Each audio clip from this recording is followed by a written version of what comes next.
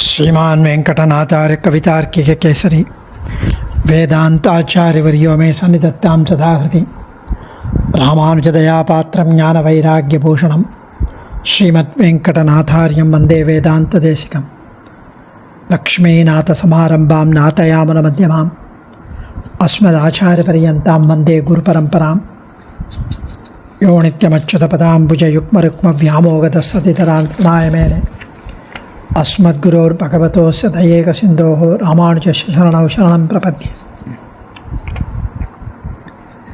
ஸ்ரீ ஜிதந்தே ஸ்தோத்திரத்தில் முதல் ஜிதந்தே ஸ்தோத்திரத்தில் இன்றைய தினம் அர்த்தானுசந்தானம் 10வது ஸ்லோகம். சம்சாரேஸ்மின் பயாவகேன்னு சொல்லி பயங்கரமான சம்சாரம் முழுவதும் பயஹேத்துவாக சொன்னது, பயத்திற்கு காரணம் அப்படின்னு சொல்லி அதுக்கு பெருமாள் புண்ணிய காலம்னு இருக்குது, புண்ணிய க்ஷேத்திரம்னு இருக்குது, புண்ணிய ஜன்மம்னு இருக்குது, புண்ணிய மார்க்கம்னு இருக்குது. இப்படி சம்சாரத்தில் பல நல்ல விஷயங்களும் இருக்கே அப்படின்றதுக்கு அவர் போன ஸ்லோகத்தில் சொன்னார். இதெல்லாம் சரிதான், ஆனால் மோட்சமே ஆசைப்படும் அடியனுக்கு இந்த புண்ணிய கால க்ஷேத்திர வாசாதிகள் ஜன்மம், மரணம், ஜரை, வியாதி போன்றவைகளும் மற்றும் சொர்க்கம் கிடைத்தாலும் அது பொன் விலங்கு இது. அதனால் எல்லாமே எனக்கு பய ஹேத்துக்களாக இருக்கிறது. அந்த பயத்தினால் சோகமும் அதுவே எனக்கு சரணாகதிக்கு அதிகாரம் சொல்லப்பட்டதாயிற்று போன ஸ்லோகத்தில். ஸோ 10வது ஸ்லோகம் அந்த அவதாரிக்கையோடு சேவித்து அர்த்தத்தை அனுசந்திக்கலாம். ஸ்ரீ பெரியவாச்சான் பிள்ளையும் ஸ்ரீ புத்தங்கோட்டகம் ஸ்ரீனிவாசாச்சார் சுவாமியும் ரொம்ப அழகாக ரத்தன சுருக்கமாக இந்த ஸ்லோகத்துக்கு அர்த்தம் சொல்லியிருக்கிறார்கள், அருளி செய்திருக்கிறார்கள். தொற்பாத கமலாத் அந்யத் நமே ஜன்மாந்தரேஷ்வபி நிமித்தம் குஷலஸ்யாஸ்தி ஏன கச்சாமி சத்கதிம். தொற்பாத கமலாதன்யத் நமே ஜன்மாந்தரேஷ்வபி நிமித்தம் குஷலஸ்யாஸ்தி ஏன கச்சாமி சத்கதிம். இப்படி சம்சாரத்தை கண்டு பயப்பட வேண்டுமோ? சாஸ்திர விஷயங்கள் சொல்லியிருக்கே, பக்தி யோகம், ஞான கர்ம ஞான பக்தி யோகம் அதெல்லாம் இருக்கே. அபயங்கதோ பவத்தின்னு என்று இருக்கக்கூடாதா? அந்த உபாயங்கள்லாம் இருக்கே அப்படின்னதுக்கு அந்த உபாயங்கள் கர்மஞான பக்தி யோகங்கள் அதை அனுஷ்டிக்க அடியேன் ஜன்மாந்தரங்களிலும் கூட யோக்கியத்தை இல்லாதவன். உயர்ந்ததான சரணாகதி தான் அடியனுக்கு. பரதேவத்தை என்ன, பரம்பொருள் என்னன்னு தெளிவாக தெரிந்து தேவரீர் கருணை உடையவர், தேவரீர் சுதந்திரன், தேவரீருக்கு மோட்சம் அருளும் மோட்சம் கொடுக்கும் சக்தி தேவரீருக்கே இருக்கிறது. அடியேன் அதனால் வேறு எதுவும் பக்தியோக ஸ்தானத்திலும் தேவரீர் தான் எனக்கு. தொற்பாத எந்த உபாயங்களை அனுஷ்டித்த அடியேன் சதாங்கத்தியான உன்னை அடைவேன். உமது திருவடிதான். கீழ்ச்சொன்ன புண்ணிய மார்க்கம் போல இல்லை இது.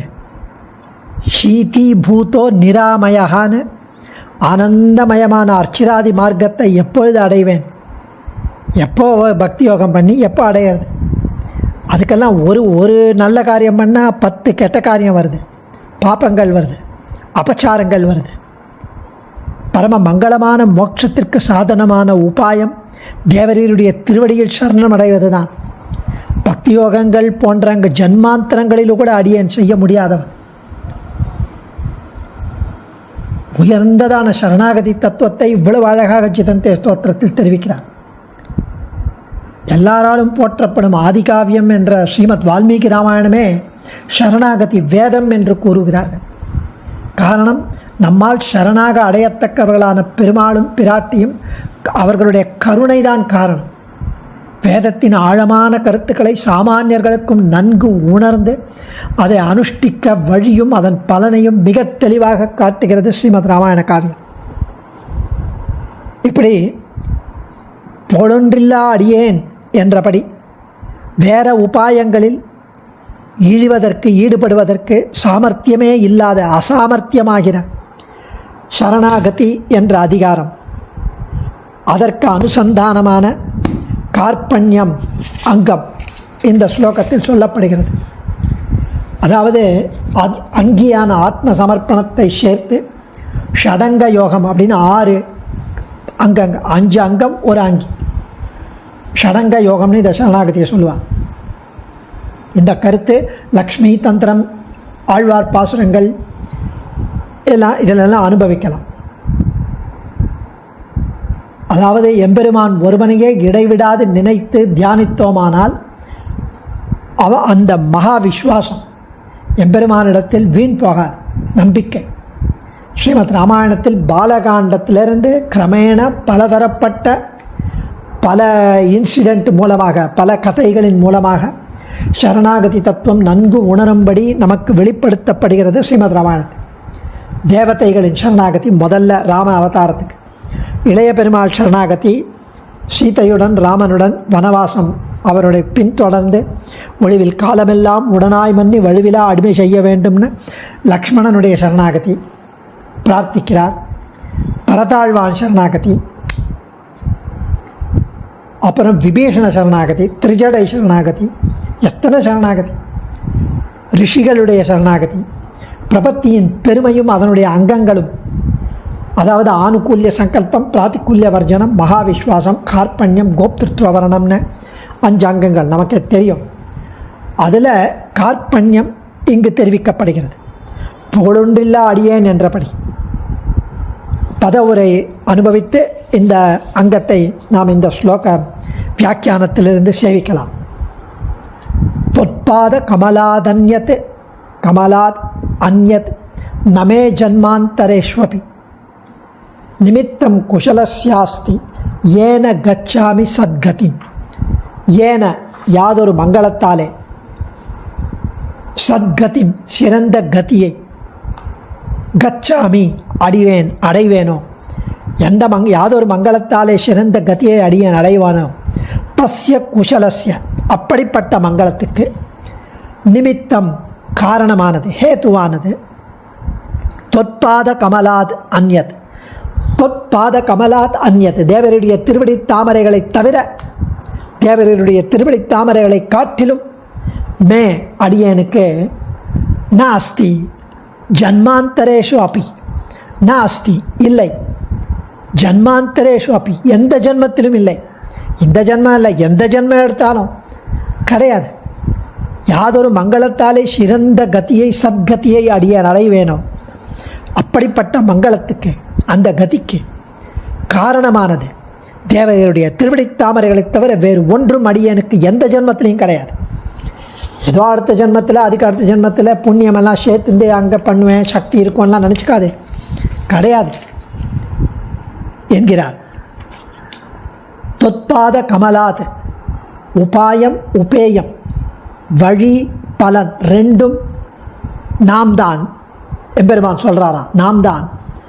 அப்படி இருந்தாலும் அனாதிகாலம் விஷய சுகங்களிலேயே இருந்து, ஐம்புலனுடைய சுவையிலேயே இருந்து, நம் பக்கலிலே விமுகனாய் இருந்து, நம் பக்கமே திரும்பாமல் இருந்த இந்த சம்சாரிக்கு ஏதோ ஒரு பிரதம சுகிருத்தம், ஏதோ ஒரு அஜ்ஞாத சுகிருத்தம், அன்னோன், அன்இன்டென்ஷனல், இன்அட்வர்டன்ட்லி ஒரு நல்ல காரியம் பண்ணியிருக்கணும்ல, அவன் தலையில் இருக்கணும்ல, ஜீவாத்மா தலையில், அப்போ தானே நான் கட்டாட்சிக்க முடியும். இந்த சுகிருதத்தாலே இந்த பக்கம் திரும்பினா அப்போ தானே யதார்த்த ஞானம் பிறக்க வழி செய்ய முடியும். அதனால தானே பிராப்பியம் வரும். பிராப்பிய சித்திக்கு உபாயம் அபேட்சிதமாவது அப்புறம்தானே.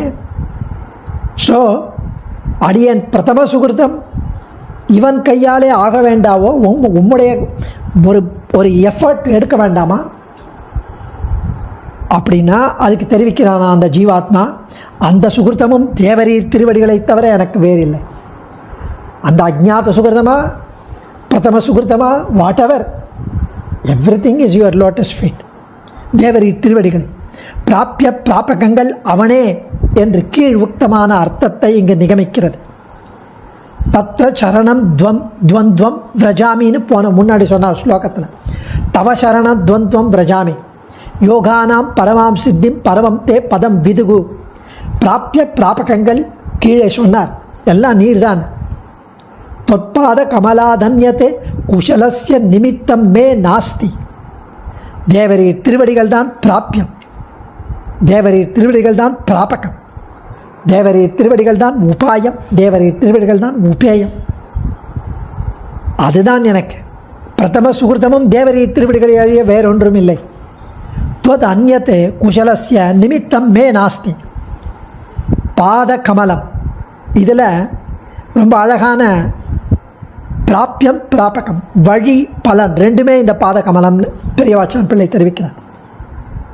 அதாவது கமல அப்படிங்கிற பதம், கமல அப்படிங்கிற வேர்டு, அந்த வார்த்தை அது போக்கியத்தை தெரிவிக்கிறது. அழகான தாமரைப்பூ போன்ற அந்த திருவடி அது ஆனந்தம், அது அனுபவம், போக்கியம், பரமபோக்கியம்.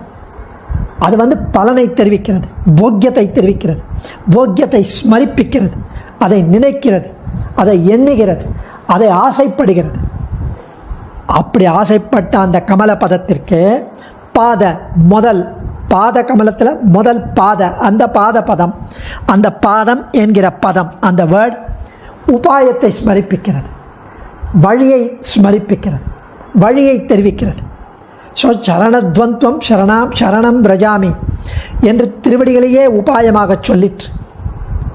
ஸோ இப்படி கமல பாதம், கமல பலன், பாத உபாயம் வழி, தொற்பாத குஷலஸ்ய நிமித்தம் மங்கள ரூபமான உபாய சித்திக்கு, குஷலஸ்ய நிமித்தம், குஷலஸ்ய அப்படின்னா அப்படிப்பட்ட மங்களத்துக்கு, தஸ்ய குஷலஸ்ய நிமித்தம் காரணம், அப்படிப்பட்ட மங்கள காரணமும் தேவரீர் திருவடி தான். அது பிரதம சுகிருதம். சேத்தனனுக்கு மங்கள ரூபமாயிரே இந்த உபாயம் ரசித்திருப்பது.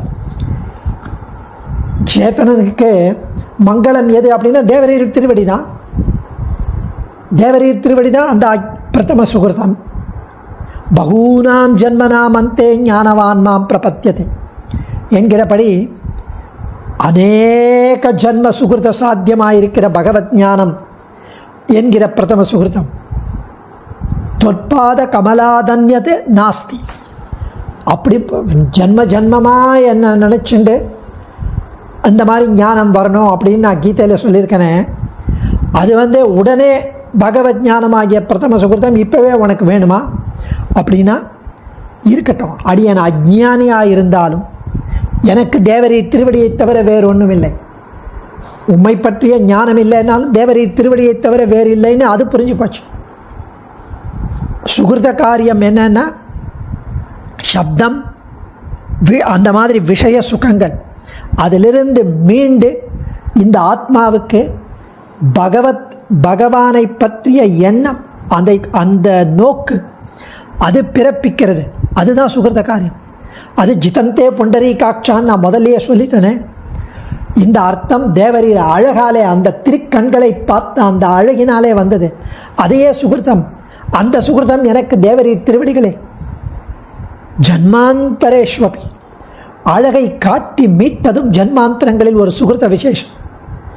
நீர் உம்முடைய அழகை காட்டி என்னை விஷய சுகங்களிலிருந்து இழுத்தீரே, அதுவும் பிரதம சுகிருதம் இல்லையா? என் ஆவியை நடுவே வந்துய்ய கொள்கின்ற நாதனை திருவாய்மொழியில் 1ஆம் பத்தில் 7ஆம் பதிகம்ல 5வது பாசுரத்தில் ஆழ்வார் தெரிவிக்கிறார். அந்த ஆழ்வார் அருளி செய்ததுக்கும் அடி இந்த ஸ்லோகம்தான். என் ஆவியை நடுவே வந்து உய்ய கொள்கின்ற நாதனை. ஒரு சுகிருத அபேட்சை இல்லாமலேயே விஷயப்பிரவணனை மீட்கைக்கு தேவரின் திருவடி போரும். ஏன குஷலேன சத்கதிம் கச்சாமி, நல்ல சத்கதி, நல்ல மார்க்கத்தை அடைவது. இங்கே அனுசந்தானம் சரணாகத்தின்னு அதிகாரம், அசாமர்த்தியமாகிற சரணாகதி. கார்பண்யம், கார்பண்யம் கிருப்பணன் தன்மை கார்பண்யம். கிருப்பணன் அப்படின்னா ஏழை என்ற பொருள். கிருப்பணன். கிருப்பணனுடைய தன்மை கார்பண்யம், ஹெல்ப்லெஸ்னஸ், ஆக்கிஞ்சன்யம். மிகவும் உயர்ந்ததான திருவடி மோட்சம். அதை அடைவதற்கு பக்தி யோகத்தை அனுஷ்டிக்கணும். சாஸ்திரங்கள், பிரமாணங்கள், உபனிஷத் எல்லாம் தெளிவாக கூறுகின்ற பக்தி யோகத்தை அனுஷ்டிக்க தேவையான சக்தி, தேவையான அந்த குவாலிஃபிகேஷன், அறிவு, அதற்கு பொறுத்து கொள்ளும் கால விளம்பம், அது டிலே ஆகும். 3-4 ஜென்மம் ஆகலாம். அதை வெயிட் பண்ணோம். சகிப்புத்தன்மை ஆகியவையெல்லாம் தேவைப்படுகிறது. உலகத்தில் நம்மால் அடைய முடியாத ஒன்றை நாம் யாரால் அது கிடைக்கும்னு பார்த்து அவரைகளை போய் நாடுவோம், அவருடைய உதவியை பெறுகிறோம். அதே மாதிரி மோட்சத்தை பெறுவதற்கு தேவதாந்திரங்களை கொண்டு அடைவது என்பது கற்பனைக்கு அப்பாற்பட்டது. மோட்சம் ததாதீதி முகுந்தா, அவன்தான் மோட்சம் தர முடியும். பக்தியோக ஸ்தானத்தில் அவனை நிறுத்தி, அவன் திருவடியை நிறுத்தி பிரபத்தியை அனுஷ்டிக்கும் போது நம்மிடம் உள்ள ஆக்கிஞ்சன்யம், நம்மிடம் உள்ள அனன்ய கதித்துவத்தை அனுசரித்தால் அதுதான் கார்பண்யம். சாமர்த்தியம் இல்லாமை கார்பண்யம் என்று கூறப்படுகிறது. இப்படி சுவாமி தெரிவிக்கிறார். இந்த ஸ்லோகம் ஏன உபாயேன சத்கதிம் கச்சாமி தஸ்ய சங்கதி ரூபஸ்ய குஷலஸ்ய ஹேதுபூதம் உபாயம் ஜன்மேந்தரேஷ்வபி தொற்பாத கமலாத அந்யம்ய நாஸ்தி என்றபடி பூர்வஜ என்கிற முதல் ஸ்லோகத்தில் பூர்வஜ என்ற பதத்தினுடைய விவரணம் இந்த ஸ்லோகம். ரொம்ப அழகான ஸ்லோகம். பரமமங்கலமான மோட்சத்திற்கு சாதனமான உபாயமானது உன் திருவடிகளையே சரணமடைவது. அதை தவிர பக்தி யோகங்கள் போன்றவைகள் ஜன்மாந்தரங்களிலும் அடியேன் செய்ய முடியாதவனாயிருக்கிறேன். இதனால் புகழொன்றில்லா அடியேன் என்றபடி வேற உபாயம், வேற வழிகளில் அடியனுக்கு சாமர்த்தியமே இல்லை.